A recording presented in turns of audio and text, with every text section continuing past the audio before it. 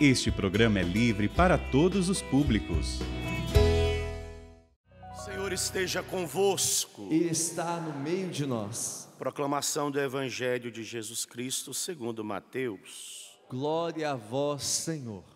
Naquele tempo, Jesus viu um homem chamado Mateus sentado na coletoria de impostos e disse-lhe: segue-me.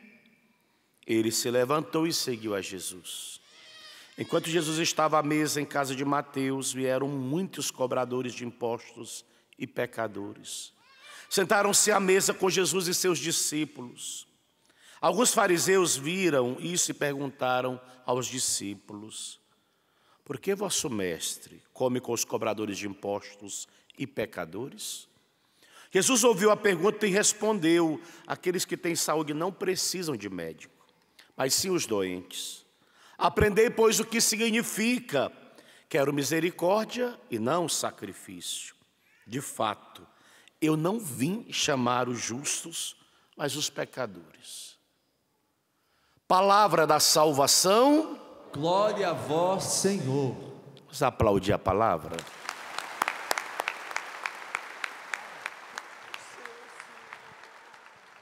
Louvado seja nosso Senhor e Salvador Jesus Cristo. Olha o que o apóstolo Paulo está dizendo aos cristãos de Éfeso. Irmãos, eu, prisioneiro no Senhor, chamo a vossa atenção. Ele está exortando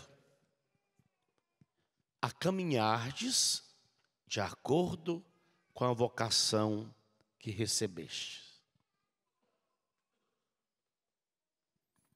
Que Paulo está querendo dizer à comunidade de Éfeso? Dá exemplos. Você casado, você recebeu uma vocação, um chamado de Deus para desposar um homem, para desposar uma mulher. Houve um chamado de Deus. A igreja reconhece o sacramento do matrimônio como uma vocação. Casa-se e agora o homem ou a mulher querem viver como se fossem solteiros. Não, eu estou exortando a caminhar de acordo com a vocação recebida. Agora você é um homem casado. Agora você é uma mulher casada. Você não pode viver como solteiro. Ah, não tem o que te dar satisfação. Desculpa aí, mas você casou. Eu me tornei sacerdote. Muitas coisas não competem mais ao meu chamado. Eu preciso caminhar e viver como sacerdote. Aqui no altar, quando eu tirar esses paramentos, eu continuo sendo padre. Eu preciso dar testemunho de padre aqui. Hoje eu estava, antes de vir para a missa, a Josi está ali comigo, que me acompanhou, na Câmara dos Vereadores, recebendo um título de cidadão cachoeirense. Olha que graça, hoje eu sou cidadão cachoeirense. Mas lá junto, as autoridades que estavam lá, eu sou sacerdote. E eu preciso me comportar como tal. As pessoas precisam olhar para mim e saber que ali tem um padre. Mateus foi chamado. Ele estava atrás de uma coletoria de impostos. Ele era cobrador de impostos. Por que que ele era odiado? Ele era judeu. Por que que ele era odiado pelos judeus? Porque era um irmão usurpando de irmãos. O império mandava uma taxa. O imposto é X. O que que fazia o cobrador de impostos? Jogava uma taxa acima do que Roma cobrava. Então os irmãos explorando dos irmãos. Então os cobradores acabavam se enriquecendo de uma forma injusta, ilegal, ilícita. Por esse motivo que eles eram tão odiados pelos judeus. Por isso que eles vão dizer hoje: por que que o vosso mestre come com os cobradores de impostos e os pecadores, porque essa era a fama. Em outras palavras, eles olhavam para Mateus e tinham Mateus como um ladrão, que tirava até aonde não era para ser tirado financeiramente.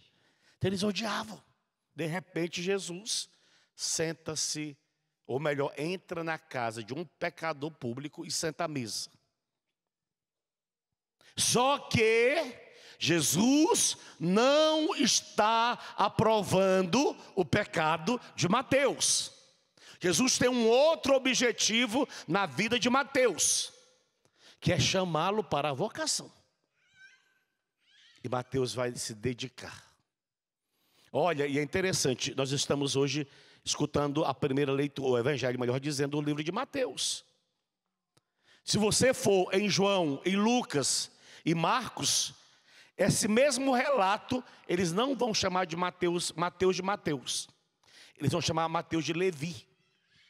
Mas por que Mateus faz questão de colocar o seu nome no Evangelho? Para mostrar para nós quem era ele e o que nosso Senhor fez com ele. Um ex-ladrão, um ex-desonesto, agora apóstolo, agora discípulo. E é ele que vai escrever os relatos a respeito da vida de nosso Senhor. Olha que loucura. E o Senhor está dizendo para nós, assim como Mateus precisou viver de acordo com o seu chamado, de acordo com a sua vocação, é preciso que nós vivamos de acordo com o nosso chamado, de acordo com a nossa vocação. Por que nós entramos muitas vezes catolicamente em descrédito? Porque a gente fala daquilo que a gente não vive. Muitas pessoas olham para a igreja católica com descrédito porque fala o que não se vive.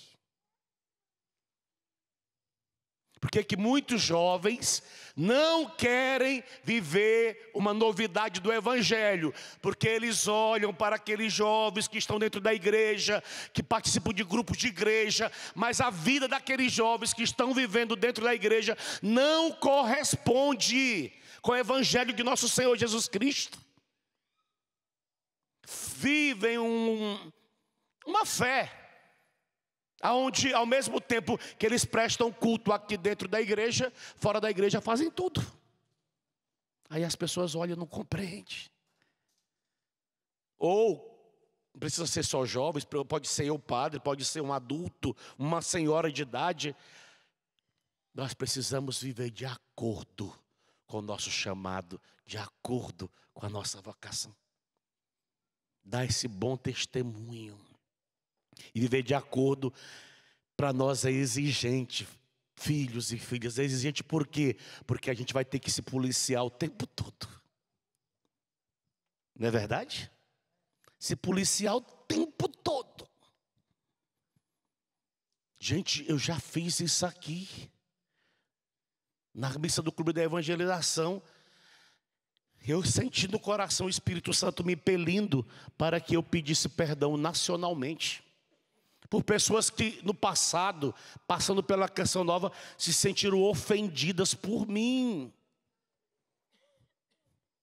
E olha, eu falei, entre em contato com o call center da Canção Nova me perdoando, porque eu estava pedindo perdão.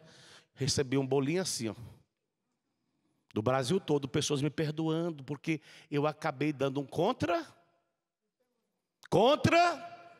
testemunho. Na minha miséria, na minha humanidade, eu acabei dando contra-testemunho. Talvez na hora eu nem tinha a intenção de dar o contra-testemunho.